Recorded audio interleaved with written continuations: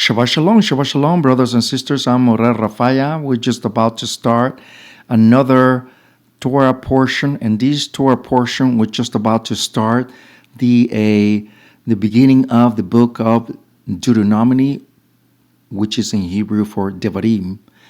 We are going to go ahead and take off, and before we do that, I just want to encourage all of you that if you haven't subscribe to our channel, please do so you can get the latest production, which we are actually working right now.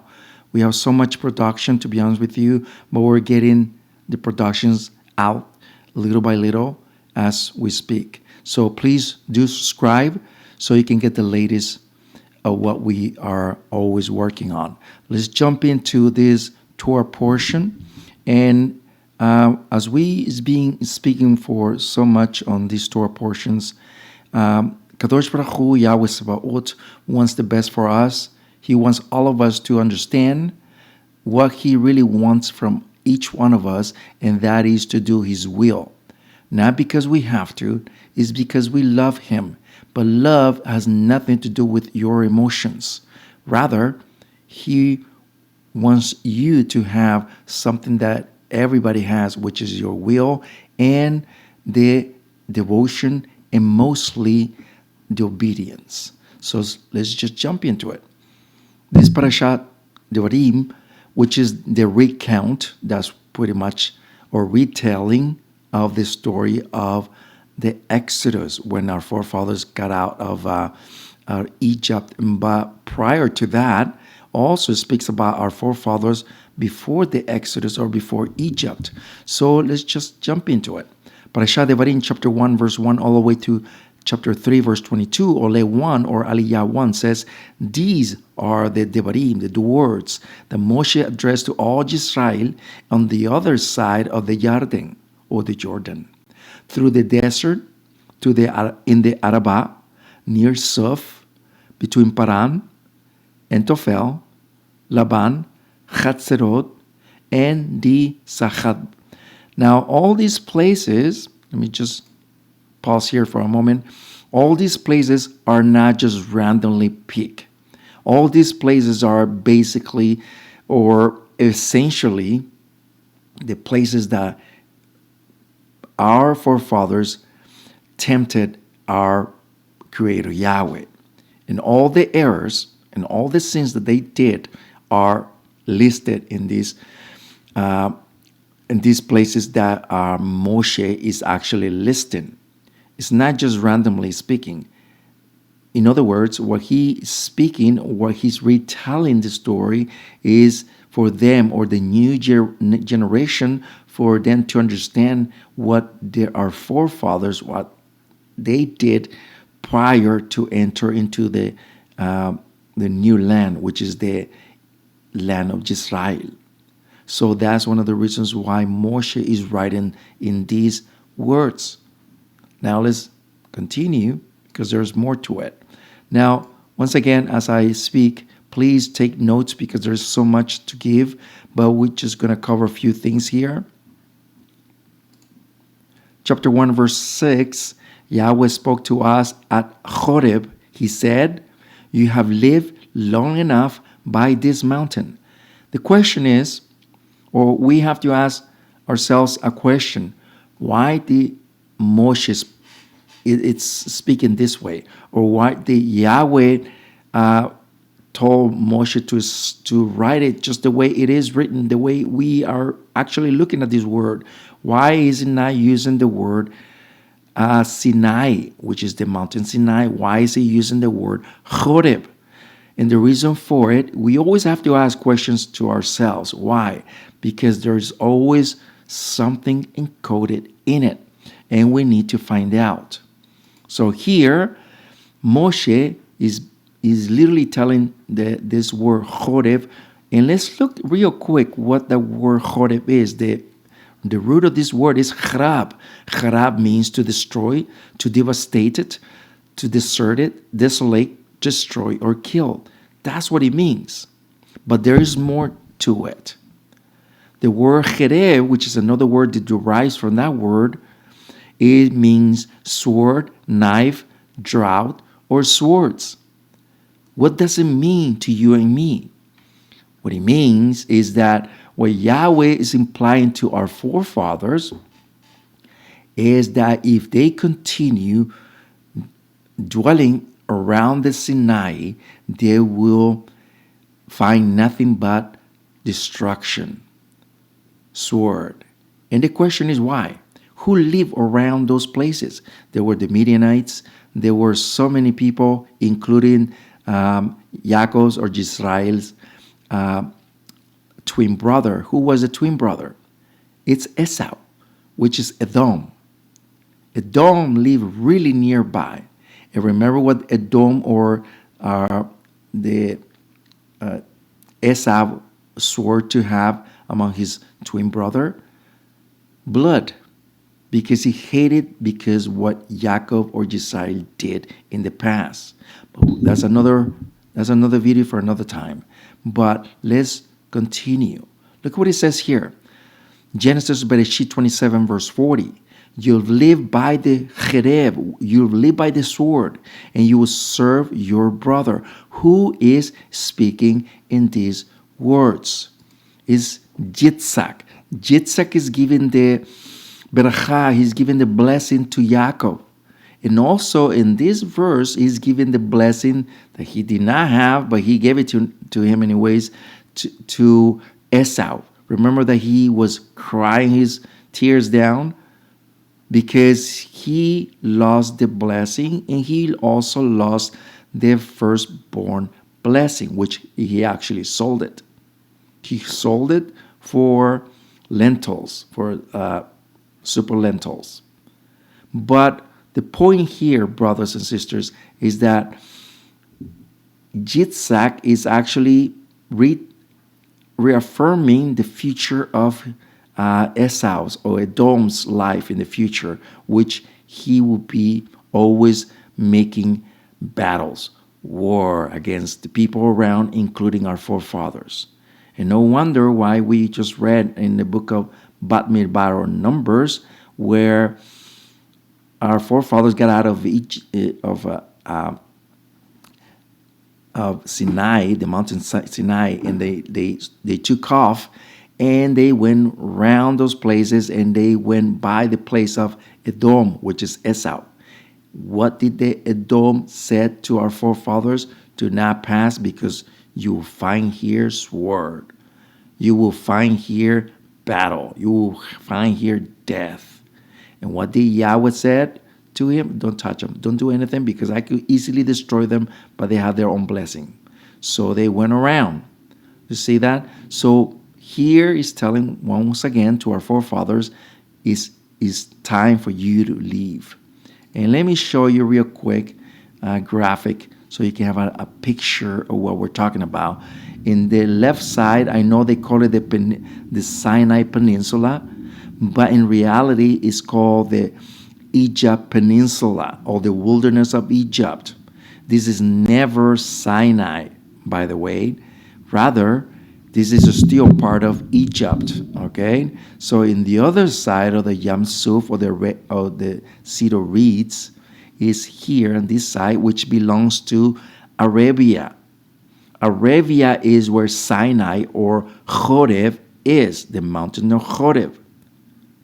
Here is where our forefathers landed after crossing the cedar reeds or the Yam Suf. Here is where a lot of peoples, nations dwelled among them. One of them was the Midianites, the Ishmaelites, Esau or Edom, okay, Midianites. It's a lot of places that people that they live around, okay? So that's one of the reasons why we need to find out and pinpoint where we at. Very important. Let's continue. Chapter 1, verse 6. And the word is, he said, you have shebet, you have dwelled long enough by the mountain. This word is the word yashab. Yashab means to dwell, to sit, to dwell, to remain, to settle. Basically what Yahweh is is stating here is that our forefathers were getting comfortable. Our forefathers thought that they already made it through the Eretz Yisrael, to the land of Yisrael, to the land of milk and honey. They did not. They haven't even taken off yet. And they're already making themselves comfortable. Yahweh said, you need to live. You need to go forth the land that I have promised you. And what does it mean to all of us in this day and age? In this day and age means that you and I can get to a certain point in our lives in the walking of Torah that we already made it. Just because we did the immersion, just because we already have tzitzits or the peyot, which I do have them, by the way, but it doesn't mean any of that. What doesn't mean is that you and I, we can have all these things, the talit, the peyot, the many things, okay? The shofar, many things. But that's not all. This is part of being Am Yisrael or Ephraim. This part of it. We haven't made it yet until Mashiach returns. This means that we need to continue, as the Torah says, follow or seek or chase tzedek, which means righteousness. It is important for us to not to stop, but to continue all the way through until Mashiach returns or until we die, either or. It is very, very important. Let's continue. Chapter 12, verse 1. Yahweh said to Abraham, Lech lecha, go from you, homeland, and from your father's house to the land that I will show you. Why am I bringing this verse? It's because Yahweh said to Abraham, Lech lecha, go from yourself. And it's the same as all of us. All of us are called to Lech lecha, to go from ourselves forward. It is vital for all of us not to stray away into our path. The path is set for us, and that's for the Olam Abba, the everlasting life. We cannot go astray while we are in this path. It is vital for us not to leave this path in any case. Things are happening around the world, and it will get even worse. But we need to depend upon Yahweh, our Creator, being the perfect example, our Mashiach, and follow His steps. Being a good Talmidim, a good steward, a good disciple, in other words. So it is very vital for us to, like I said, to always remember that. Look what it says, chapter 1, verse 8. Re'eh. Re'eh means look, visualize. I have set the earth before you. Go and take possession of the land that Yahweh swore to give to your fathers. Do you see that? Do you see the contrast in what we read earlier in verse 6 and now verse 8 says, stop thinking that you already made it. Stop making yourself comfortable. Stop making yourself that you already made it to the kingdom of heaven. No, we have not. We need to continue. We cannot take any measurement to leave any place and follow Torah. We need to continue this path. We cannot take the chance to let somebody else take the crown that you already possess. So that's what one of the most important things is for you to, the word is Re. Re means to visualize. Let's look at another verse. 11 verse 26 of Deuteronomy or Devarim says Re'eh, which is singular for look, visualize.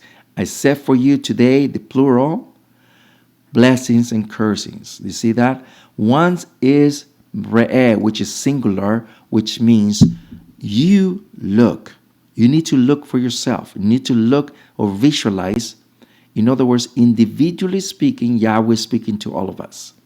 And at the end, it says, plural, I have put before you the blessings and cursings, which means that you and I have the power to take the blessing and reject the curse, or the other way around, take the curse and reject the blessing. Either or. Creator always gives us a choice. It's for us to make a decision before Yahweh. But he always gives us a choice no matter what. So let's continue. Jeremiah or Yirmiyahu, chapter 2, verse 31. Thou of this generation, look at the word of Yahweh. Have I been a wilderness to Israel, or land of oppressive darkness? Listen to this very word. Listen to these verses. Very important, because ye of this generation, who? You and I. You and I of this generation, we need to think, you need to visualize your life. Is your life just temporary, or you look for the future? You see the very last verses that we are looking at, this sentence. It says, have I been a wilderness to Israel? That's one. Or have I given you the land of oppressive darkness? You see those two concepts? Those two concepts are very intriguing, because where did our Father Yahweh took our forefathers from the land of Mizraim, which is Egypt, the land of bondage. That's what it says, of land of oppressive darkness. Where was it? Egypt. And the other one is, have I ever been a wilderness to Israel? Now you have to understand this. The wilderness is not what you think it is. Desert is one thing. Wilderness is another thing. Wilderness is where the trees, the animals, everything that you see. That's why do you think that people who live in the city, they always take off to the wilderness, to the forest? Because they need to take their mind off from the everyday rat race. When they go into the wilderness, to camp into the woods, is because they want to find the harmony of animals to the nature. And that's what our Father Yahweh took our forefathers to. They took it to the wilderness, where the harmony was. They were tested, yes, but they took them to a better place than where they were. They were oppressed in Egypt. So you and I, in this very last generation, Yahweh speaking to all of us, and he's asking each one of us a question, and that question is very, very intriguing and important. We need to visualize our lives every single day. The word for re'eh means to visualize, to look at yourself. What did you see yourself in the future? And we need to do that. It is very, very important. Chapter 1, verse 8. Let's look at the second sentence of this verse, which we did not read. Look at what it says here. Have I set the earth before you? Go and take possession of the land. Yahweh swore to give your fathers, Yitzhak, Yaakov, and your Serah, and Nacheren, prosperity in the latter. Do you see that? Here, it is very important, because there is something encoded here. Question is, why did Moshe wrote it twice? Why did he wrote it fathers, and then he wrote it again by naming their names? Isn't it enough to write it just one time where it says your fathers? We already know who our fathers are. But he wrote it again. It's because every time we see anomalies like this, is because there's always something encoded in the Torah, and we need to find out. Let's break it down. The first one is three events are here. The first one is Abraham, Yitzhak, Yaakov. It means the exile of Mizraim, or Egypt, to the land of Israel. It is Israel. The second is your Sarah, your descendants. It means the Babylon exile to Eretz Israel. Remember when they were in exile in Babylon for 70 years? And they exiled to Israel. And after them refers to the people alive at the time of the final redemption of the diaspora, present to the grand Geulah, or the grand redemption. And that's where you and I come in. You and I are living in this very last generation. This diaspora that we're living is that we are awaiting for our Mashiach to return. But in this process of waiting, we need to please take notes of what we're saying. We need to take into account that everything that we do is to make sure our future is settled. When we are to speak about this, it means other things. And let me show you with that.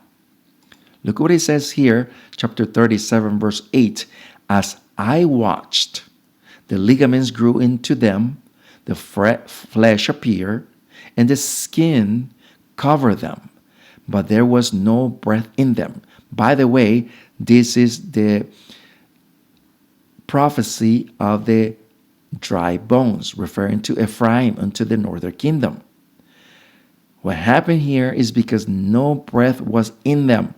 The time was not yet come. Look at what verse 9 says. And then he said to me, prophesy to the Ruach, to the breath, to the spirit. Prophesy, Ben Adam, or son of man. Say to the bones that Yahweh Ayil Almighty says, come from the fourth winds, Ruach, or spirit, and breathe on these dead men that they may live. In other words, Yahweh has the power, Yahweh has the control to make this happen. And this took place in 1998. When the prophecy of the dry bones, the prophecy of the return of Ephraim, the northern kingdom, the lost 10 tribes. Let's look at another verse that is literally attached to this verse we just looked. Hosea chapter 6, verse 2. After 2 days, he will revive us. Listen to this. And on the third day, he will raise us up, and we will live in his presence. 2 events that took place here. After 2 days, he will revive us.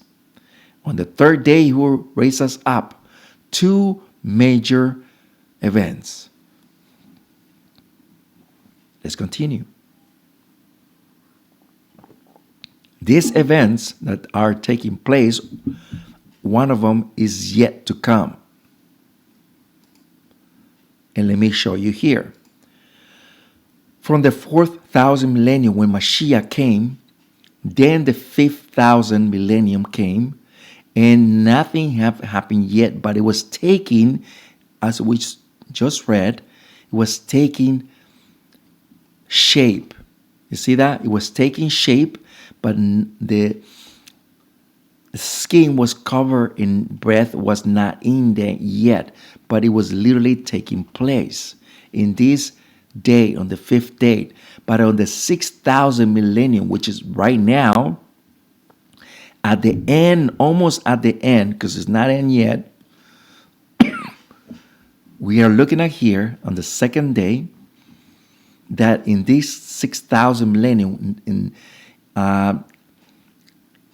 1998, which is in the Torah calendar, comes 5748.